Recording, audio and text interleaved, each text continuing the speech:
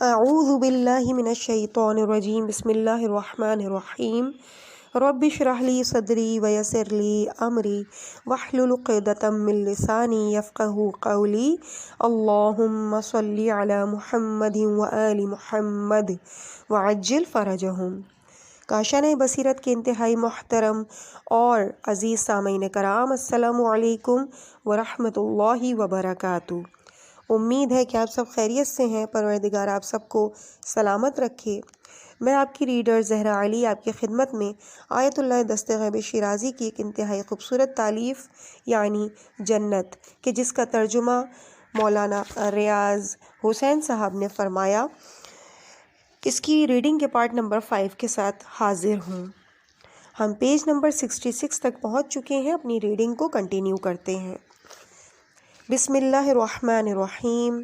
اذا وقعت الواقعہ لیس لوقعتها کاذبہ خافضۃ رافعہ، یعنی جب واقع ہو جانے والی واقع ہو جائے گی، اس کے واقع ہونے میں کوئی جھوٹ نہیں، وہ پست کرنے والی بھی ہے اور بلند کرنے والی بھی۔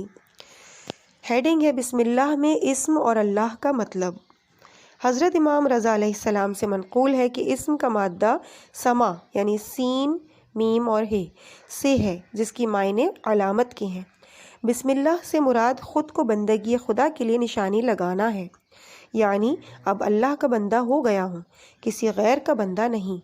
جبکہ اللہ نام ہے ذات احدیت کا کہ جس میں تمام صفات کمالیہ ہیں، یعنی اس میں مبارک اللہ میں تمام صفات عالیہ موجود ہیں۔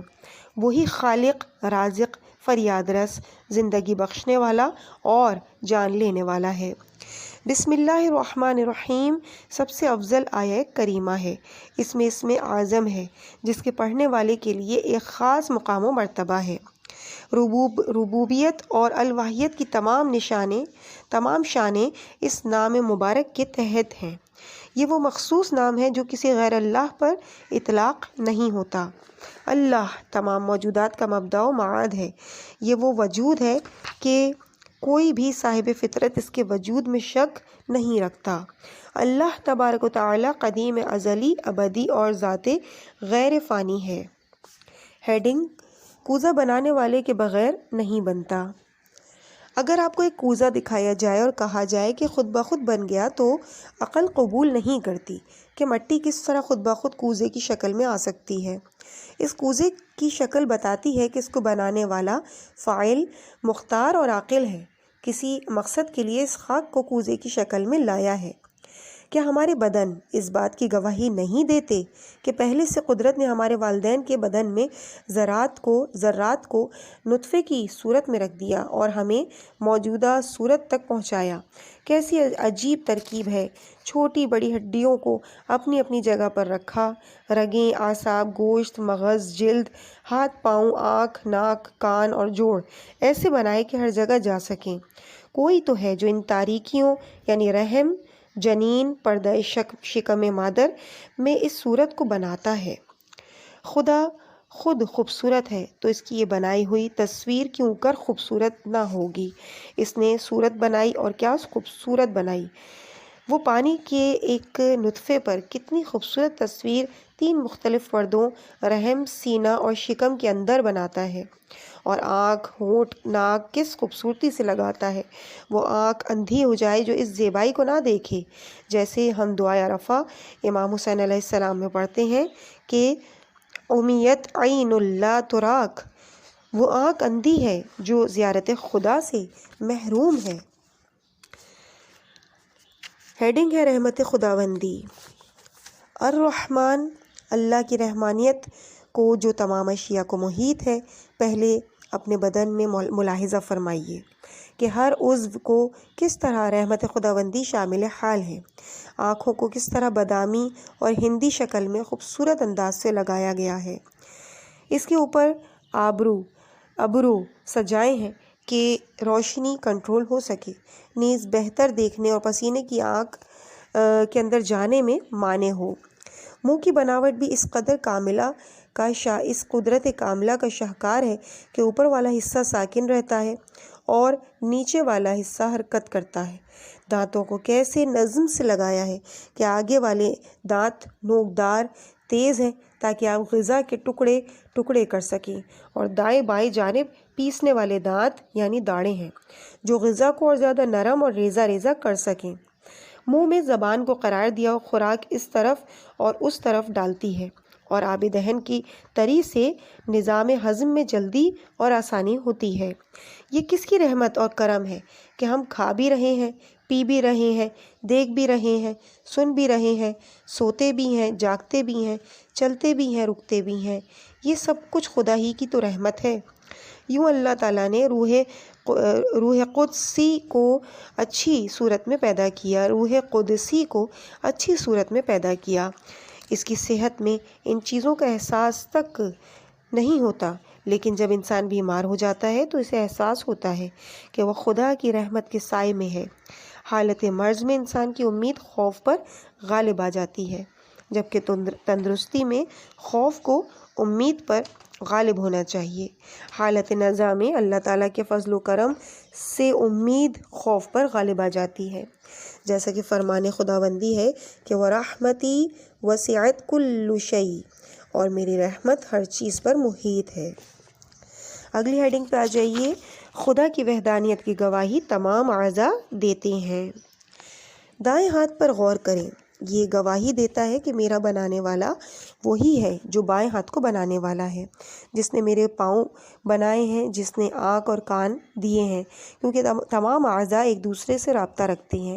اسی لیے سب گواہی دیتے ہیں کہ ہمیں بنانے والے نے ایک ہدف کے لیے بنایا ہے۔ سورج گواہی دیتا ہے کہ میرا بنانے والا وہی ہے جو چاند اور زمین کو بنانے والا ہے۔ زمین گواہی دیتی ہے کہ میرا بنانے والا وہی ہے جس نے آسمانوں کو بنایا ہے۔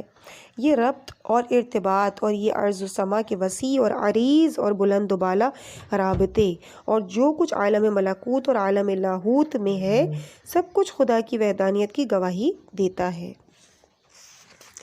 ہیڈنگ: خدا کے بارے میں عقل حیران ہے۔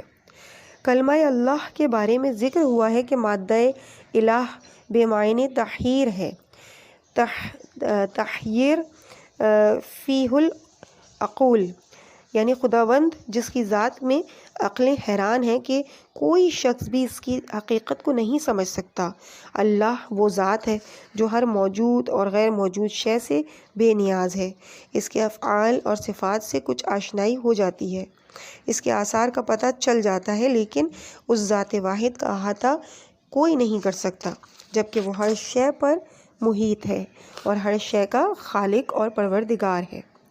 یا یہ کلمہ الہ فزع ہے، یعنی یفزع الیہ کل مخلوق، یعنی ہر مخلوق اس کی پناہ لیتی ہے اور ہر مشکل وقت میں اپنے رب کو پکارتی ہے اور ہمہ وقت اللہ کے سامنے اپنے عجز و فقر و فاقے کا اظہار کرتی ہے۔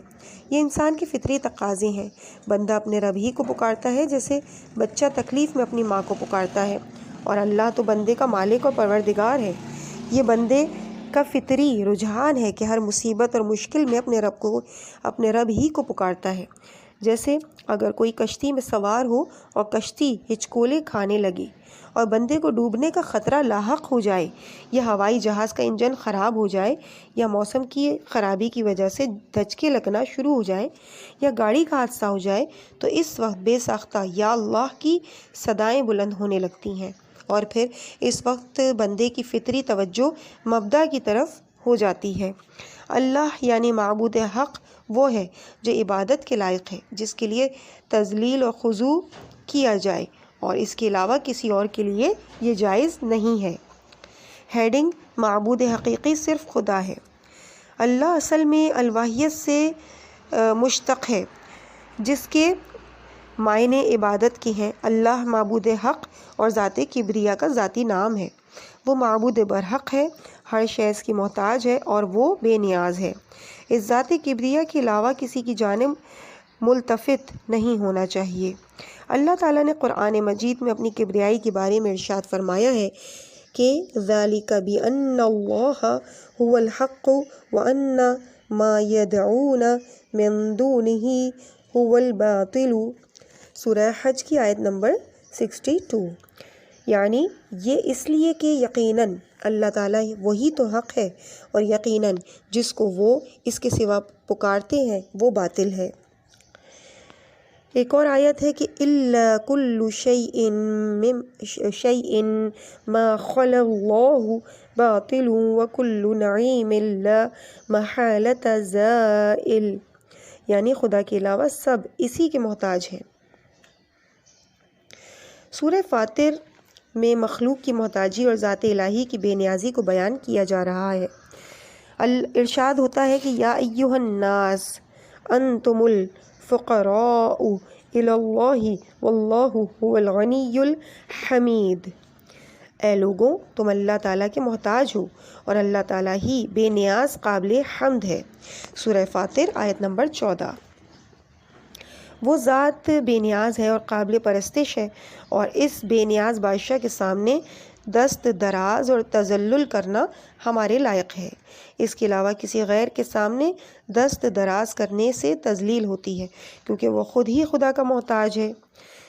یہ کتنی حیرت کی بات ہے کہ کئی افراد بشر نے اپنے آپ کو گمراہ کر لیا ہے اور اتنے پست ہو گئے ہیں کہ جمادات، نباتات یا حیوانات کی عبادت کرتے ہیں، ستاروں، چاند، خورشید کی پرستش کرتے ہیں، درخت، گائے کی پوجا کرتے ہیں، حالانکہ پرستش کرنے والے خود ان سے بہتر ہیں جن کی پرستش کر رہے ہیں۔ اے بندے خدا، تجھے اللہ نے اشرف المخلوقات بنایا ہے اور تو ہر شے سے افضل ہے۔ اگلی ہیڈنگ ہے شاہ پرستی بشر کے لیے۔ کئی لوگ اپنے جیسے بشر کے سامنے ایسے خضوع کرتے ہیں کہ حد سے تجاوز کر جاتے ہیں۔ اے اللہ کے بندے، ذرا تو بتا تیرے اور شاہ میں کیا فرق ہے؟ حمام میں دونوں کپڑے اتار لیتے ہو، اس طرح مرنے کے بعد بھی تم دونوں کے کپڑے اتار کے تمہیں ننگا کیا جائے گا۔ قبرستان میں تم دونوں کو ایک ہی مٹی میں دفن کیا جائے گا، بس کیوں اتنا خضوع کرتے ہو؟ مومن کبھی اپنے آپ کو چھوٹا نہیں کرتا، اگر عاجز ہے تو صرف اپنے لیے، خدا کے سامنے، یا اپنے نبی سرور کائنات صلی اللہ علیہ وآلہ وسلم کے حضور، جن کی محفل میں جبرائیل بھی ادب و احترام سے حاضر ہوتا ہے۔ تمام عظمت و کبریائی، فخر و جلال اور بڑائی بجز اللہ تعالیٰ کے کسی کے لیے بھی تصور نہیں کی جا سکتی۔ بندہ مومن وہ ہے جس نے اپنے رب کو پہچانا اور اس کے سوا کسی کے آگے نہ جھکا۔ ہیڈنگ ہے ہشام بن عبد الملک سے طاؤس کی گفتگو۔ احیاء العلوم میں نقل ہوا ہے کہ ایک دفعہ ہشام ابن عبد الملک مروان حج کے فریضے سے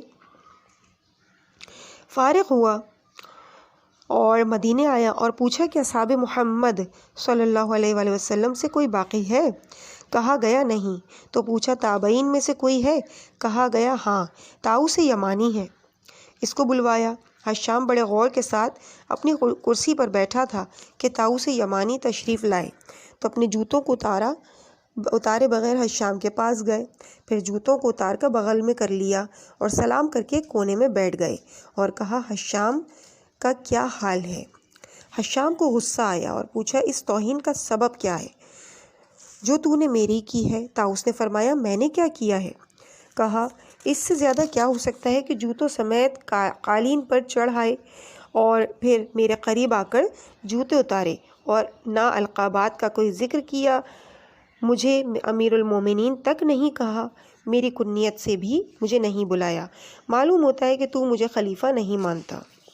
طاؤس نے جواب دیا کہ میں روزانہ 5 مرتبہ رب العالمین کے فرش زمین پر جوتے اتارتا ہوں، لیکن کبھی میرا مواخذہ خدا نے نہیں کیا۔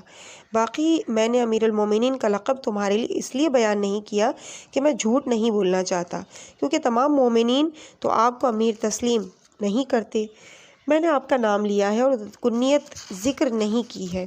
قرآن میں انبیاء کے نام لیے گئے اور کنیت نہیں بیان کی گئی، یعنی یا یحییٰ خذ الکتاب بقوہ، یا ایک اور جگہ یا موسیٰ انی انا اللہ، یا داؤد انا جعلناک خلیفۃ فی الارض، یا عیسیٰ ابن مریم انت قلت للناس ہاں البتہ کفار کا کنیت سے قرآن میں ذکر ہوا ہے، یعنی تبت ید ابی لہب وتب۔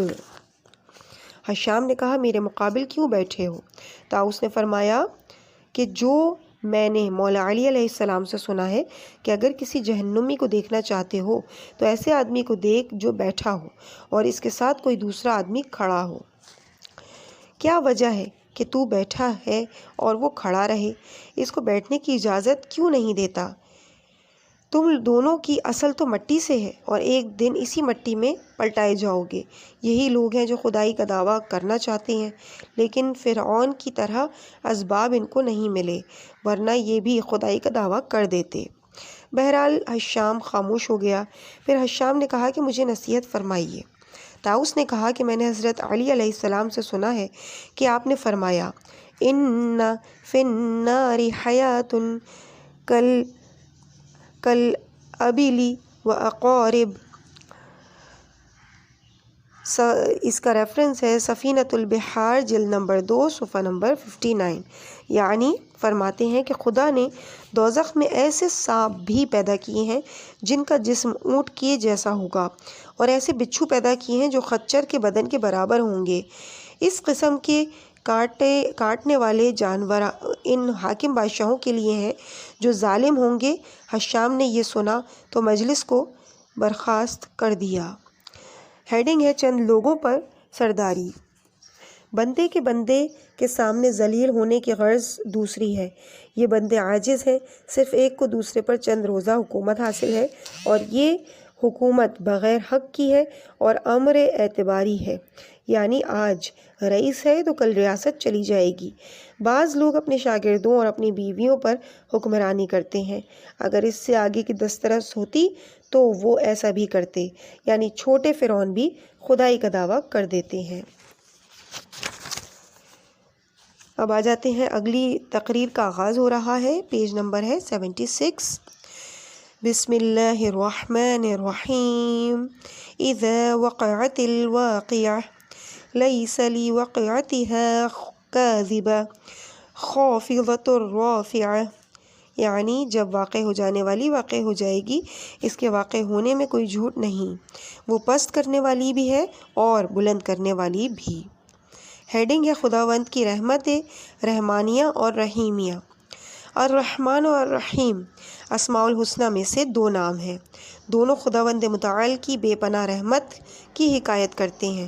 دو طرح کی رحمت ہے، الرحمن اسم خاص لصفت عامہ والرحیم اسم عام لصفت خاصہ۔ یعنی الرحمن اسم خاص ہے جو پروردگار کے ساتھ خاص ہے۔ کسی کا نام رحمان نہیں رکھنا چاہیے۔ اگر مخلوق پر اطلاق ہو تو پہلے کلمہ عبد ضرور ہونا چاہیے، جیسے عبد الرحمن کے بندے اس خدا کا ہوں جو رحمان ہے، یعنی عبد الرحمن کے بندہ اس خدا کا ہوں جو رحمان ہے۔ البتہ اس میں رحیم اس میں عام ہے، یعنی خدا کو بھی کہا جاتا ہے اور غیر اللہ بھی پر بھی اس کا اطلاق ہوتا ہے۔ خدا کی رحمت رحمانیہ عمومی ہے، یعنی عرش سے فرش تک، ملک و ملکوت تک، جمادات، نباتات، حیوانات اور انسان، تمام تر اجزائے عالم کو رحمت رحمانیہ نے گھیرا ہوا ہے۔ اس رحمت رحمانیہ کی وجہ سے پودے اگتے ہیں اور مردہ زمین زندہ ہوتی ہے۔ قرآن مجید نے انسان کو آثار الہی کا نظارہ کرنے کی طرف توجہ دلائی ہے۔ آیت ہے فانظر الی آثار رحمت اللہ کیف یحیی الارض بعد موتها۔ سورہ روم آیت نمبر 50۔ ترجمہ، پس تم اللہ تعالیٰ کی رحمت کی نشانیوں کو دیکھو کہ وہ زمین کو اس کے مردے ہونے کے بعد کس طرح زندہ کرتا ہے۔ ہر موجود کو جو ضرورت ہے اس سے ملتا ہے۔ وہ پودے جن کا تنا ہوتا ہے اس کو وسیع جڑوں کی ضرورت ہوتی ہے، مثلاً اخروٹ کا درخت، اور جن کے میوے جیسے تربوز اور خربوزے کی مانند وزنی ہوتے ہیں وہ زمین پر ہوتے ہیں اور انہیں تنے کی ضرورت ہی نہیں ہوتی۔ ظاہر ہے کہ اگر تربوز کا تنا ہوتا تو چند دانوں کا تحمل نہ کر سکتا اور اس کی شاخیں ٹوٹ جاتی۔ خدا نے ہر شے کو پیدا کر کے تکوینی ہدایت دی ہے۔ قرآن مجید میں اللہ تعالیٰ کی قدرت کاملہ کی طرف ارشاد کیا گیا ہے، قال ربنا الذی اعطی کل شیء خلقہ ثم ہدی۔ اس نے کہا ہمارا پروردگار وہ ہے جس نے ہر چیز کو اس کی مناسبت خلقت عطا کی ہے، پھر اس کی رہنمائی کی ہے۔ ہیڈنگ ہے نباتات کا شعور۔ کچھ نباتات کے اندر قدرت نے جو شعور پیدا کیا ہے وہ ماورائے عقل ہے۔ جب کسی پھل کی بیل بلند ہو کر دیوار کے نزدیک پہنچتی ہے تو ٹیڑھی ہو جاتی ہے، جیسے انگور کی بیل جب دیوار یا لکڑی پر پہنچ جاتی ہے تو اس پر چڑھ جاتی ہے اور چھت پر پھیل جاتی ہے۔ بعض چھوٹے چھوٹے درخت جو بڑے درخت کے نیچے ہوتے ہیں اور وہ سورج کی روشنی کے محتاج ہوتے ہیں، یہ سائے میں ہوں تو اپنی راہ ٹیڑھی کر کے سورج سے براہ راست روشنی حاصل کر لیتے ہیں۔ کچھ ایسے درختوں کا بھی انکشاف ہوا ہے جن کے پتوں میں لیس دار مادے ہوتے ہیں اور جو حشرات ان کے اوپر بیٹھتے ہیں اسے کھا کر اپنے اندر ہضم کر لیتے ہیں، جیسے مچھر اس پر بیٹھے تو اس کو نگل جاتے ہیں اور ہضم کر جاتے ہیں۔ اس قسم کا شعور نباتات اور حیوانات میں بہت دیکھنے میں آیا ہے۔ ہیڈنگ پرندوں کو ہوا محفوظ رکھتی ہے۔ ہر موجود کی جو ضرورت ہے اس کو رحمت رحمانیہ سے ملتی ہے، یعنی اللہ تعالیٰ نے اسے عطا کرتا ہے۔ رحمت کے حوالے سے مخلوق میں فرق نہیں۔ قرآن میں آیا ہے اولم یروا الی الطیر فوقہم صافات ویقبضن ما یمسکہن الا الرحمن، یعنی 67 سورہ آیت نمبر 19۔ ترجمہ، کیا انہوں نے اپنے اوپر پرندے نہیں دیکھے جو پروں کو مارنے کی بجائے پھیلا کر روک دیتے ہیں؟ ان کو اس فضا میں اللہ کی رحمت رحمانیہ ہی محفوظ رکھتی ہے۔ پروردگار نے ان کے پروں کو اس طرح سے خلق کیا ہے کہ ظاہری طور پر وہ ایک ایسی جگہ رک جاتے ہیں، لیکن پرندوں کا سفر جاری رہتا ہے اور وہ زمین پر کبھی نہیں گرتا۔ حالانکہ کئی پرندے تو بڑے وزنی ہوتے ہیں۔ اللہ نے پرندوں کو پالو بر اس کی مخصوص ضرورت کے سبب عنایت فرمائے ہیں، جن کو وہ اپنی مرضی سے کھول بھی سکتے ہیں اور بند بھی کر سکتے ہیں۔ بس رحمت رحمانیہ نے نام موجودات کا احاطہ کیا ہے اور ہر مخلوق اس کی رحمت میں غرق ہے۔ ہیڈنگ کوتاہ فکری۔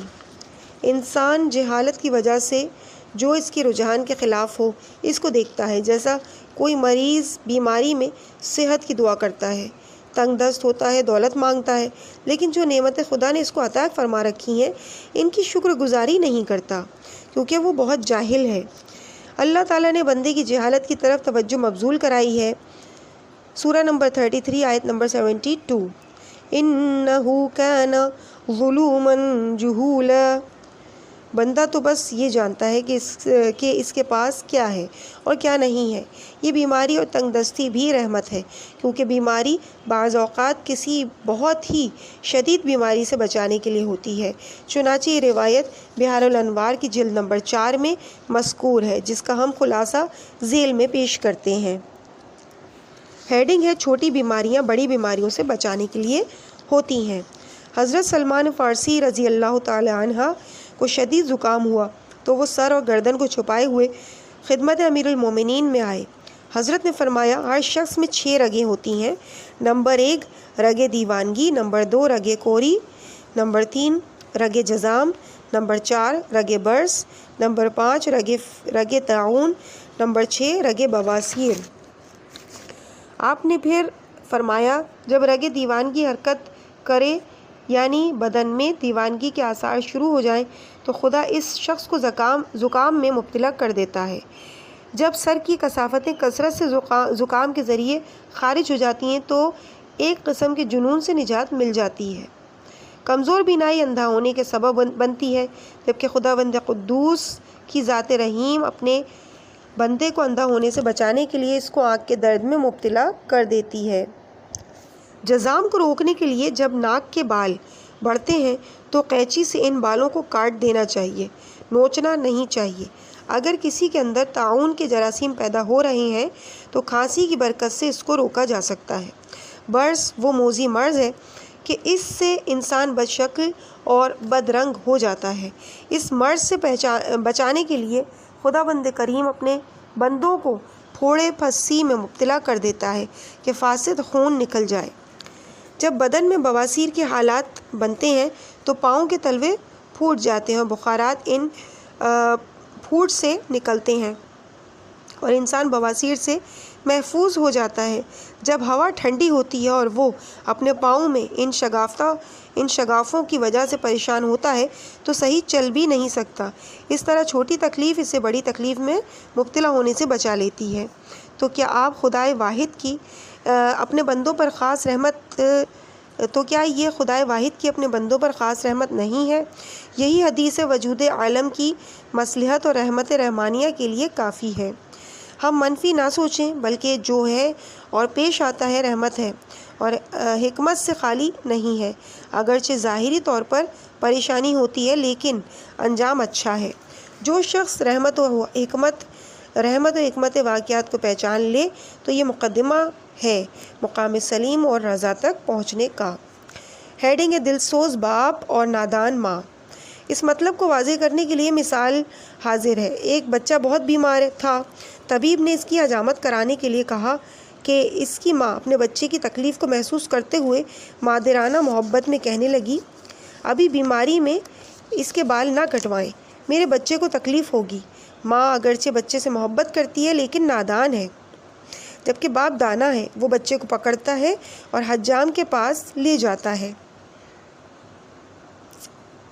اس نے ماں کی بات پر توجہ نہیں دی اور طبیب کے کہنے پر عمل کیا، چونکہ باپ اور اس کی محبت اور دانائی کا یہی تقاضا تھا کہ وہ طبیب کے مشورے پر عمل کرے، خواہ بچے کو تکلیف ہی کیوں نہ ہو۔ اگر تھوڑی سی تکلیف اٹھانے کے بعد خیریت مل جائے تو کیا برا ہے۔ عاقل صرف حال ہی پر نہیں مستقبل پر بھی نظر رکھتا ہے۔ عزیز سامعین، اس مقام پہ ہم ریڈنگ کے اس حصے کو یہیں پہ مکمل کرتے ہیں۔ انشاءاللہ اس سے آگے اگلی تقریر کا آغاز ہوگا پیج نمبر 82 سے۔ مجھے اپنی دعاؤں میں یاد رکھیے گا۔ والسلام علیکم ورحمۃ اللہ وبرکاتہ۔